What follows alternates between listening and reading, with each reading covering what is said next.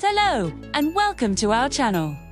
Today, we have a timeless story for you. A tale about a girl whose beauty was as dazzling as the sun, but whose heart was as cold as stone. This is the story of Narcissa and her quest for golden bread.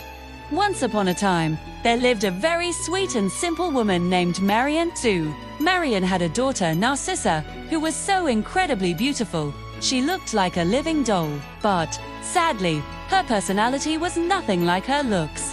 While Marian was kind and hardworking, Narcissa was arrogant, lazy, and utterly obsessed with her own reflection. She loved herself so much that she believed no chore was worthy of her beautiful hands. One morning, her mother asked Narcissa, "Dear, could you help me mix the dough for the bread?" Narcissa recoiled in horror. "Oh, Mother Nectar, the flour will dull my bright, sparkling eyes. And what if it gets on my beautiful dress?" Later, Marian was in their garden, planting seeds for the coming season. "Come, Narcissa," she called, "help me plant these seeds.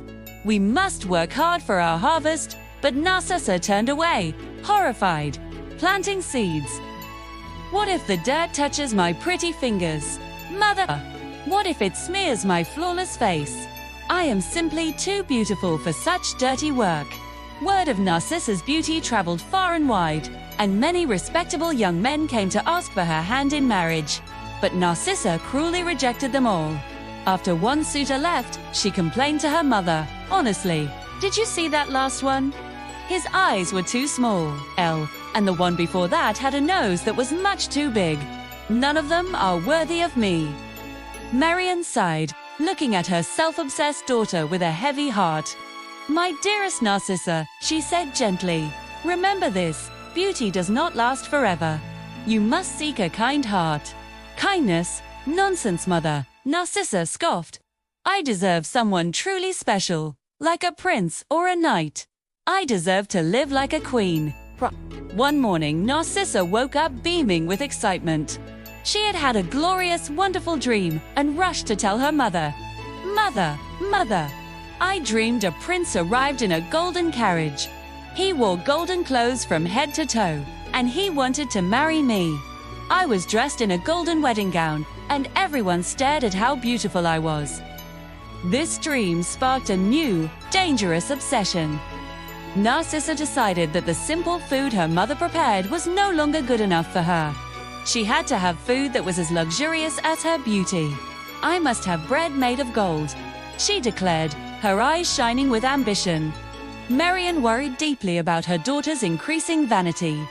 One afternoon, two old friends, Melly and Terry, came to visit. Marian didn't know it, but Melly and Terry were actually kind fairies who often walked among humans, helping those who needed a gentle lesson.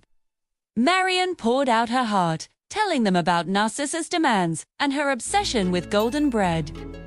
Terry and Melly listened, exchanged a secret, knowing glance, and smiled.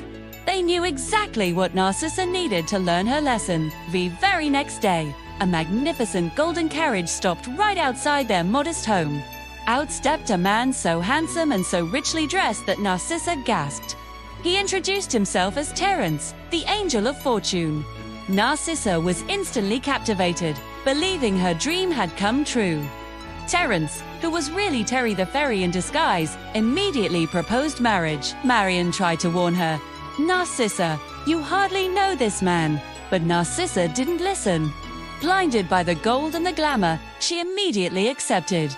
Without even a goodbye to her worried mother, she climbed into the golden carriage and rode off with Terence. The carriage rode at an impossible speed, passing through a stormy, magical portal before emerging into a vast and magnificent palace. The entire palace shimmered with golden walls, golden floors, golden furniture.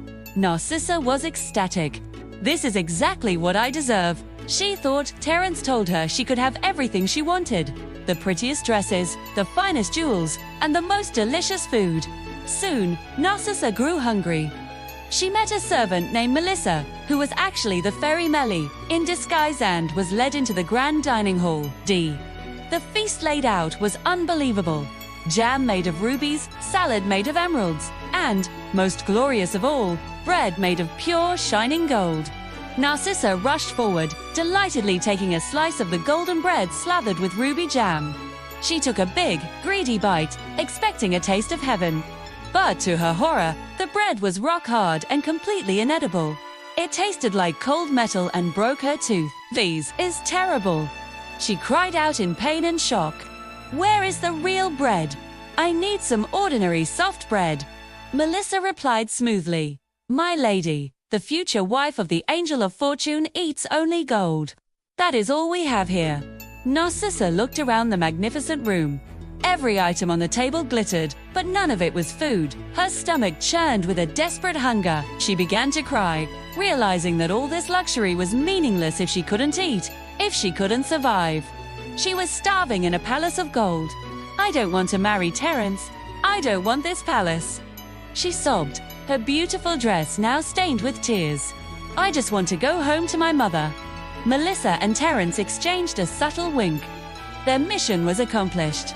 Terence, with a cool indifference, agreed to take her home immediately. Narcissa returned home and threw herself into her mother's arms. She cried and apologized, finally understanding her mother's wisdom.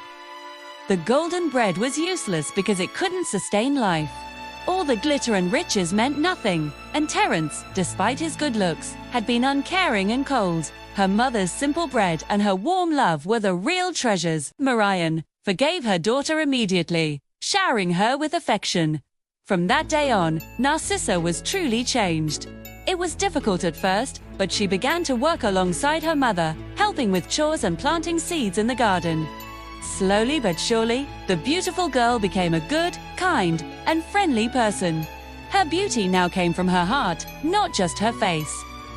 Sometime later, Melly and Terry visited again. Marion welcomed them happily as Terry was leaving.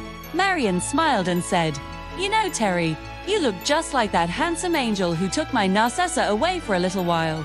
Terry and Melly shared a little smile. They knew that Narcissa had finally learned that kindness and humility are the true, priceless treasures in life. The most valuable things can't be made of gold. Thank you so much for watching. We hope you enjoyed this story. If you did, please give this video a like and subscribe to our channel for more tales that touch the heart. See you next time.